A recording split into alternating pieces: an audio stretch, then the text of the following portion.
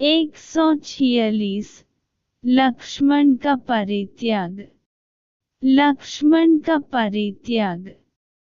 जब इस प्रकार राज्य करते हुए श्री रघुनाथ जी को बहुत वर्ष व्यतीत हो गए, तब एक दिन काल तपस्वी के वेश में राजद्वार पर आया। उसने संदेश भिजवाया कि मैं महर्षि अतिबल का दूत हूँ और अत्यंत आवश्यक कार्य से श्री रामचंद्र जी से मिलना चाहता हूँ। संदेश पाकर राजचंद्र जी ने उसे तत्काल बुला भेजा। काल के उपस्थित होने पर श्री राम ने उन्हें सत्कार पूर्वक यथोचित आसन दिया और महर्षि अतिबल का संदेश सुनने का आग्रह किया।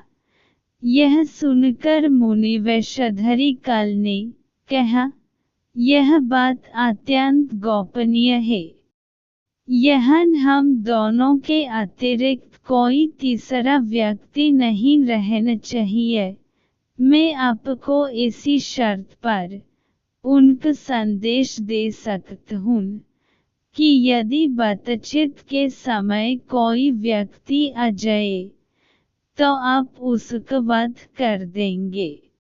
श्री राम ने काल की बात मानकर लक्ष्मण से कहा, तुम इस समय द्वारपाल को विदा कर दो और स्वयं ड्योढ़ी पर जाकर खड़े हो जाओ। ध्यान रहे, इन मुनि के जाने तक कोई यहाँ आने न पाए। जो भी आएगा मेरे द्वारा मारा जाएगा। जब लक्ष्मण वाहन से चले गए तो उन्होंने काल से महर्षि का संदेश सुनने के लिए कहा। उनकी बात सुनकर काल बोला, मैं आपकी माया द्वारा उत्पन्न आपका पुत्र काल हूँ। ब्रह्म जी ने कहलाया है कि अपने लोकों की रक्षा करने के लिए जो प्रतिज्ञा की थी वह पूरी हो गई। अब आपके स्वर्ग लौटने का समय हो गया है। वैसे आप भी यहाँ रहना चाहें तो आपकी इच्छा है। यह सुनकर श्री राम ने कहा, जब मेरा कार्य पूरा हो गया तो फिर मैं यहाँ रहकर क्या करूँगा। मैं शीघ्र ही अपने लोक को लौटूंगा।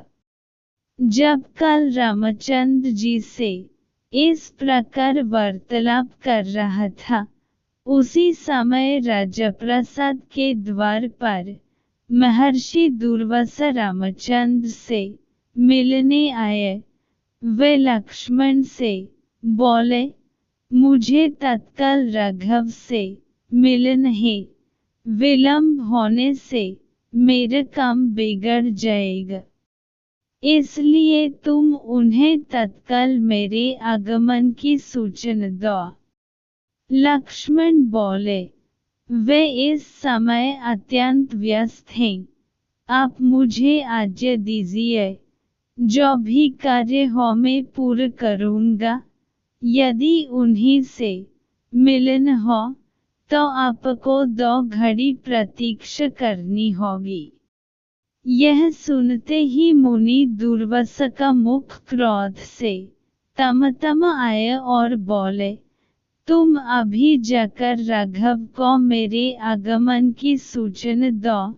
यदि तुम विलंब करोगे तो मैं शाप देकर समस्त रघुकुल और अयोध्या को अभी इसी क्षण भस्म कर दूंगा।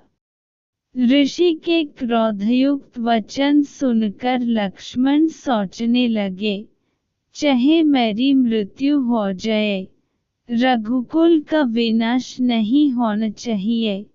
यह सोचकर उन्होंने रघुनाथ जी के पास जाकर दूर्वासा के आगमन का समाचार सुनाया। रामचंद्र जी कल को विद कर महर्षि दूर्वास के पास पहुँचे। उन्हें देखकर दूर्वास ऋषि ने कहा, रघुनंदन, मैंने दीर्घकाल तक उपवास करके आज इसी क्षण अपना व्रत खोलने का निश्चय किया है। इसलिए तुम्हारे यहाँ जो भी भोजन तैयार हो तत्काल मंगाओ और श्रद्धापूर्वक मुझे खिलाओ। रामचंद्र जी ने उन्हें सब प्रकार से संतुष्ट कर विदा किया। फिर वे कल की दिए गए वचन को स्मरण कर भावी भ्रातृ वियोग की आशंका से अत्यंत दुखी हुए। अग्रज को दुखी देख लक्ष्मण बोले, प्रभु, यह तो कल की गति है। आप दुखी न हो और निश्चिंत होकर मेरा वध करके अपनी प्रतिज्ञा पूरी करें। लक्ष्मण की बात सुनकर वे और भी व्याकुल हो गए। उन्होंने गुरु वशिष्ठ तथा मंत्रियों को बुलाकर उन्हें संपूर्ण वृत्तांत सुनाया। यह सुनकर वशिष्ठ जी बोले, राघव, आप सबको शीघ्र ही यह संसार त्याग कर अपने अपने लोकों को जानें। इसका प्रारंभ सीता के प्रस्थान से हो चुका है। इसलिए आप लक्ष्मण का परित्याग करके अपनी प्रतिज्ञा पूरी करें। प्रतिज्ञा नष्ट होने से धर्म का लोप हो जाता है। साधु पुरुषों का त्याग करना उनके वध करने के समान ही होता है। गुरु वशिष्ठ की सम्मति मानकर श्री राम ने दुखी मन से लक्ष्मण का परित्याग कर दिया। वहां से चलकर लक्ष्मण सरयू के तट पर आए। जल का आचमन कर हाथ जोड़ प्राणवायु को रोक उन्होंने अपने प्राण विसर्जन कर दिए।